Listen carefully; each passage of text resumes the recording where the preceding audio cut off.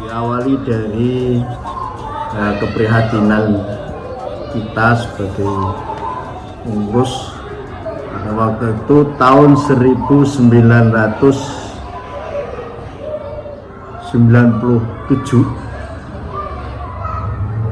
saya datang ke Samjajar ini dari Bendil Jati. Pada waktu itu di desa Samjajar ini masyarakat sekitar sini masih dalam keadaan agama, belum ada madrasah, belum ada lembaga pendidikan Islam termasuk madrasah diniyah, itu belum ada. Ya, anak-anak di Samjajar itu kalau belajar agama itu biasanya kalau tidak ke mulut ya ke tetangga sebelah, desa sebelah, dan itu pun tidak bisa maksimal. Oleh karena itu kami berinisiatif untuk mendirikan madrasah diniyah itu pada tahun 1999. Kemudian dengan perkembangan waktunya akhirnya madrasah diniyah ini menjadi besar. Bahkan pada waktu itu kita madrasah diniyah itu bisa mencapai 11 kelas, dan itu tidak punya gedung, masih nempel di rumah dan di musola, bahkan di teras-teras pada waktu itu. Maka kita berinisiatif bersama-sama dengan masyarakat untuk mendirikan madrasah diniyah yang berupa gedung madrasah diniyah. Kemudian setelah gedungnya jadi, keadaan madrasah diniyah ternyata makin lama masyarakat di sekitar lingkungan desa Samjajar memang tidak sama dengan desa-desa yang lain, karena rata-rata masyarakat itu pola pikirnya itu adalah dunia. Madrasah diniyah itu tidak dianggap seperti sekolah. Akhirnya anak-anak itu setelah sampai di TPQ ya sudah selesai, tidak mau masuk di diniyah. Itu pada waktu itu. Dengan berjalannya waktu, diniyah ini akhirnya menjadi surut, semakin sedikit. Akhirnya untuk mengatasi itu semua, pada tahun 2010 kita mendirikan PAUD. Kita mulai dari PAUD. Nah, di PAUD itu yang otomatis itu merupakan sekolah pendidikan formal. Awali dari PAUD, akhirnya pertama kali PAUD itu masuk sore, muridnya 2, tapi kita sudah bisa konsentrasi di Al-Qur'annya. Dari melalui PAUD ini kita sudah masukkan pembelajaran Al-Qur'an seperti TPQ, dari istilahnya TPQ tapi masuk di sekolah formal. Waktu itu alhamdulillah dengan berjalannya waktu, santrinya, muridnya semakin banyak, bahkan sampai mencapai 20 anak pada waktu itu. Karena kita ini istilahnya itu ngiman dari pembelajaran Al-Qur'annya itu, kalau anak-anak nanti tidak kita lanjutkan, misalkan dari pembelajaran jilidnya sudah sampai di jilid 2, kemudian kalau kita tidak lanjutkan di sekolah yang benar, yang nyambung dengan Al-Qur'annya, maka Al-Qur'annya akan hilang. Kemudian dari situlah berangkat kita mendirikan RA, yaitu pada tahun 2012.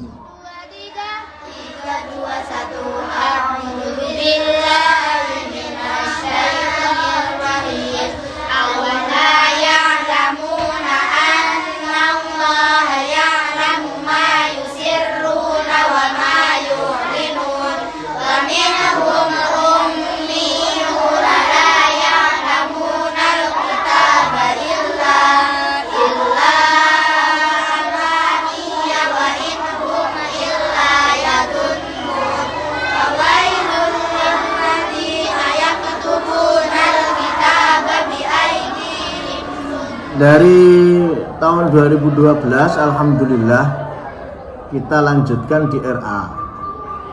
Di RA alhamdulillah dari PAUD itu kita bisa langsung, anak-anak kita langsung kan masuk di PAUD, di RA, dan Al-Qur'annya kita lanjutkan.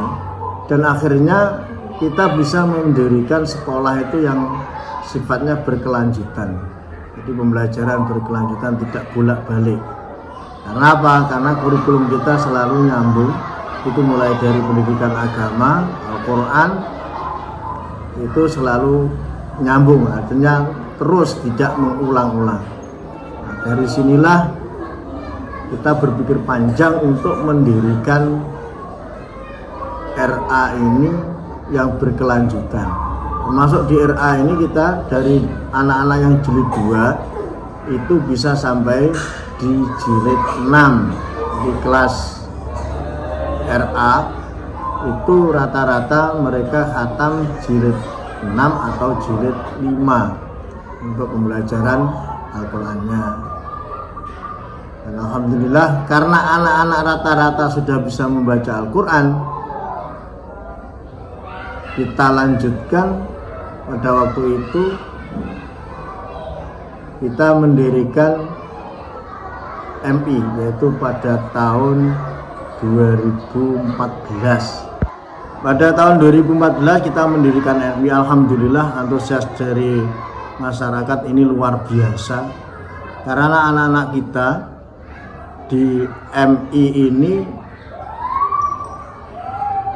kita masukkan pelajaran yang nyambung dari RA, dari PAUD, dari RA ini tadi kita sambungkan, termasuk pelajaran diniyahnya, kemudian pelajaran Al-Qur'annya kita tambah dengan tahfidz Al-Qur'an. Alhamdulillah dengan metode yang tepat, anak-anak di MI itu rata-rata 1 tahun kelas 1 itu bisa selesai juz 1 dan juz 30, karena rata-rata yang masuk di MI kita adalah anak-anak didik kita dari RA kita, dari yang mulai dari PAUD yang membacanya sudah bagus. Alhamdulillah itu untuk pembelajaran Al-Qur'annya. Kemudian kita sambung dengan masukkan juga di MI itu pelajaran diniyah. Jadi langsung dari MI itu diniyahnya langsung masuk di jam terakhir, kita ambilkan guru-guru diniyahnya kita masukkan. Alhamdulillah dengan seperti itu maka anak-anak tidak perlu lagi kembali lagi ke sekolah lagi untuk belajar diniyah lagi. Nah, artinya apa? Artinya kita langsung dari pelajaran Al-Qur'an, pelajaran MI, kemudian pelajaran diniyah. Alhamdulillah pada lulusan yang pertama rata-rata anak-anak di Al-Qur'annya bisa selesai, ada yang mencapai 8 juz dan 10 juz itu di MI-nya. Dan karena anak-anak ini sudah punya hafalan yang banyak, kemudian diniyahnya sudah sampai di kelas 6, maka jalan keluarnya kalau anak-anak nanti sekolah ke sekolah yang lain, maka mereka akan hilang. Karena apa? Saya yakin sekolah yang lain tidak akan berkelanjutan seperti di sini. Kemudian kita dirikan yang namanya MTS pada tahun 2021.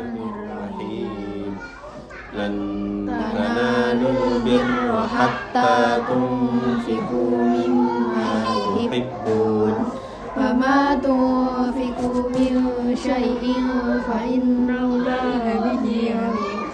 Kullu ta'ami kana hillan li bani Israila illa ma harrama Israil. Perlu diketahui bahwa MTS Al-Quran Jabalkan itu merupakan kelanjutan dari program yang kami adakan di MI Al-Quran Jabalkan, yaitu program unggulannya adalah Tahaffudzul Quran. Target yang ingin kami capai di MTS Al-Quran Jabalkan ini adalah siswa bisa menghafalkan Al-Quran minimal 15 juz. Di MTS Al-Quran Jabalkan, selain siswa itu diajak untuk menghafalkan Al-Quran, kami juga tidak melupakan pendidikan madrasah diniyah dan juga pendidikan umum. Madrasah diniyah yang berada di MTS Al-Quran Jabalkan ini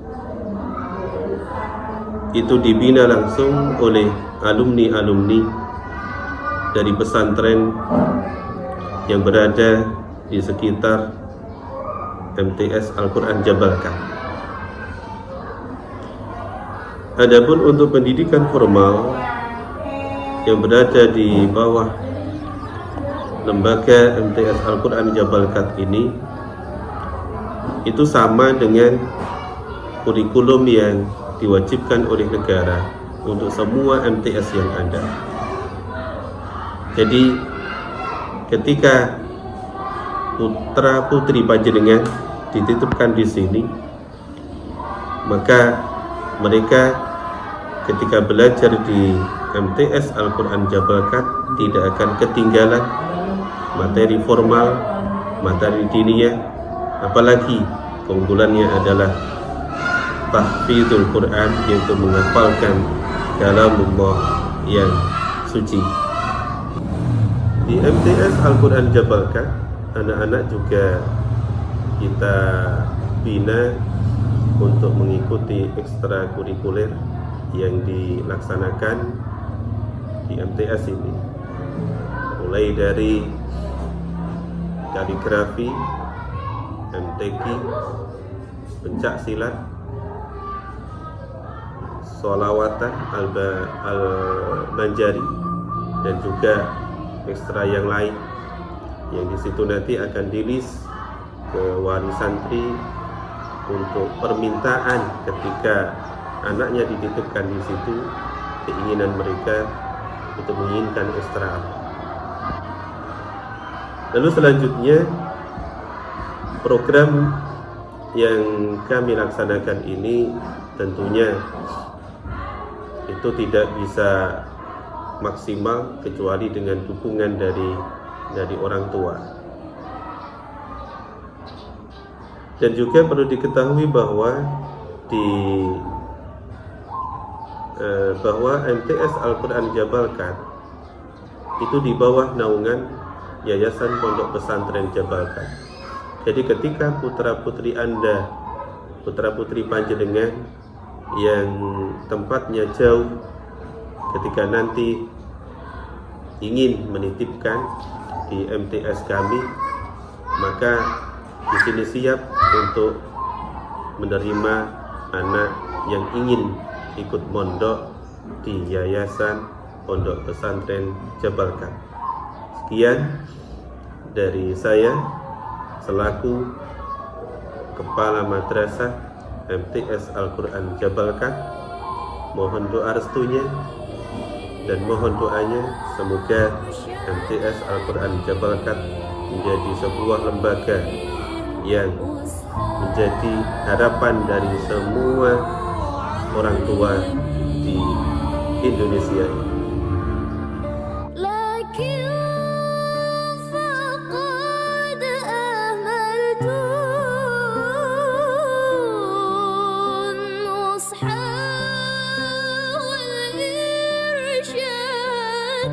Assalamualaikum warahmatullahi wabarakatuh. Halo teman-teman, masih bingung mau sekolah di mana? Sekolah yang tepat akan menentukan masa depan kamu loh. Perkenalkan, MTS Al-Quran Jabalkan belajar saat mencetak generasi yang berakhlak mulia. Saat ini MTS Al-Quran Jabalkan sedang menerima pendaftaran siswa baru. Kenapa harus di MTS Al-Quran Jabal, Kat? Ekstrakurikulernya banyak loh. Ada pramuka, Ada sholawat, ada pencaksilat, dan kaligrafi.